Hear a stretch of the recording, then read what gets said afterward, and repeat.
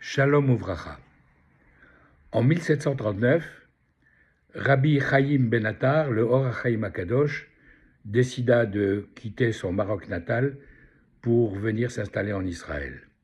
Il y arrivera 2 ans plus tard et il commencera par s'installer à Saint-Jean d'Acre avant de partir à Jérusalem où il arrivera en 1742.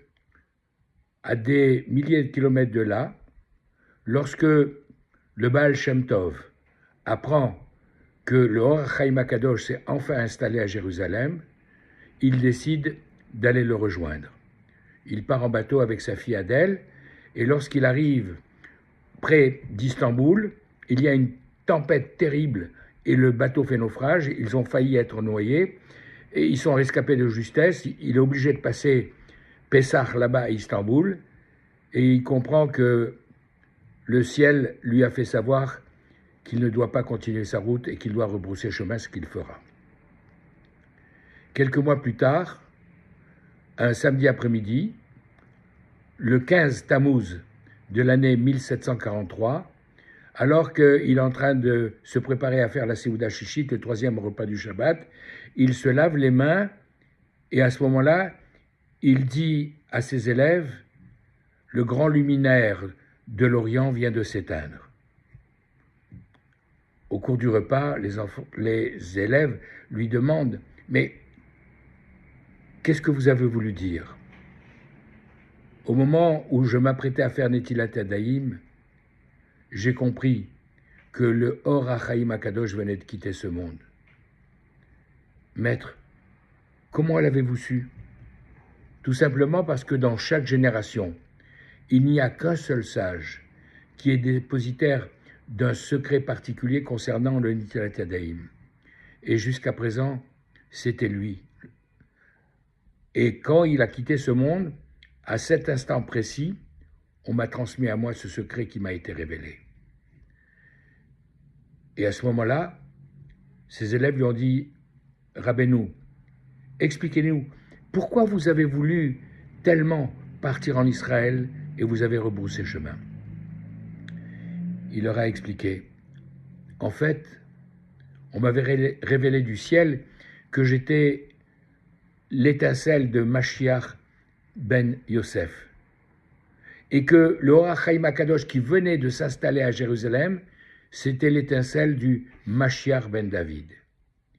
Et j'ai compris que si on arrivait à se rencontrer, si j'arrivais à lui serrer la main, alors nous provoquions immédiatement la Géoula, la délivrance et la fin de l'histoire.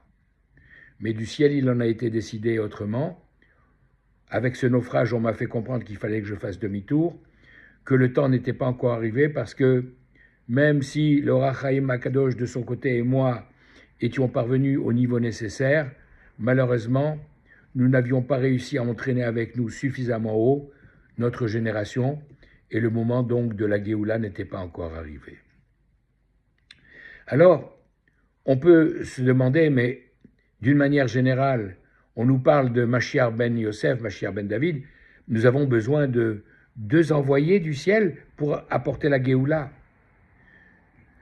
Le Rav Dov Ber de Mezerich, le disciple principal du Baal Shem Tov, répond à cette question de la manière suivante.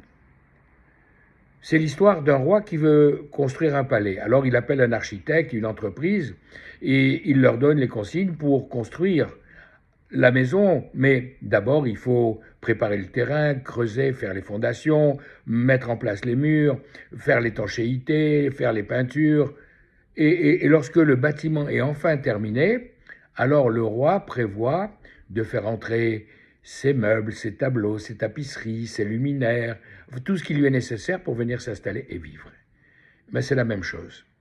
Pour arriver à cet état que nous espérons, à savoir la Géoula, la délivrance, nous avons besoin de 2 Meshichim. Mashiach ben Yosef, c'est celui qui va préparer matériellement ce monde, qui va poser les fondations, qui va monter les murs, faire l'étanchéité, qui va nous donner la possibilité matériellement de nous corriger, de faire ce qu'on appelle le tikkun haolam, la réparation du monde, pour être le réceptacle pour la présence divine. Et lorsque Mashiach ben Yosef aura terminé son travail, alors Mashiach ben David viendra pour révéler la royauté divine qui viendra résider dans ce monde ainsi réparé. C'est d'ailleurs ce que nous apprend la paracha de cette semaine, la paracha de Vaïgash, qui commence par ces mots « Vaïgash elav Yehuda », après être tombé dans le piège que Yosef leur avait posé en mettant la coupe dans le sac de Binyamin, Vaïgash elav Yehuda, Yehuda, qui est le symbole du lion, de la royauté de David qui sera son descendant, il s'approche de Yosef, prêt à le manger, et c'est la confrontation terrible qui commence dans des termes très durs pour finir par la réconciliation et l'union entre tous les frères et entre autres Yehuda et Yosef. C'est justement la préfiguration de ce que j'étais en train d'expliquer en préambule, à savoir que Yehuda, c'est celui qui amène la spiritualité dans ce monde qu'a préparé Yosef avec tout ce qu'il a fait pour faire que l'Égypte échappe à la famine et qu'il puisse effectivement préparer le terrain pour que sa famille vienne ici accomplir la promesse qui avait été faite à Abraham Avinu. Sache que ta descendance sera étrangère dans une terre qui ne leur appartient pas, mais qu'après ils sortiront avec une grande richesse et ils viendront prendre possession de cette terre. Alors effectivement, on peut se demander, mais nous, qu'est-ce qu'on peut faire? En réalité, cette image de deux Meshichim, Mashiach ben Yosef, Mashiach ben David, elle concerne chacun d'entre nous, parce que nous avons les deux en nous. Nous avons nos enveloppes matérielles, nous avons notre corps, nous avons notre activité professionnelle, dans laquelle justement nous devons faire introduire toute la spiritualité de Mashiach ben David. Et c'est grâce à cela, au travail de chacun d'entre nous individuellement, que nous arriverons à amener cette Géoula.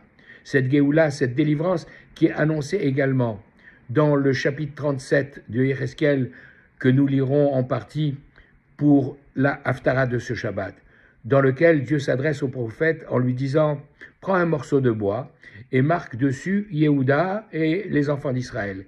Et prends un autre morceau de bois sur lequel tu marqueras Ephraïm, le fils de Yosef, et les enfants d'Israël. Et tu vas réunir ces deux morceaux de bois et tu verras qu'ils ne feront plus qu'un seul morceau de bois. » C'est cette unité à laquelle nous devons travailler, à laquelle nous aspirons, pour faire que Mashiach ben Yosef, Mashiach ben David s'unissent et puissent nous amener la Géoula. Et je vous laisse découvrir le texte de la Haftara par vous-même. Je termine simplement en citant le dernier verset qui nous dit la chose suivante. Veyadu agoyim ki ani Hashem, mekadesh et Israël. Bashem, mekadeshai betocham laolam. Et les enfants d'Israël seront sanctifiés aux yeux de toutes les nations quand ils verront que j'établirai à nouveau mon sanctuaire au milieu d'eux pour l'éternité. Le troisième temple que nous attendons et qui sera la manifestation de la présence divine au milieu des enfants d'Israël permettra la réalisation de cette prophétie. Bimera beyamenu. Amen.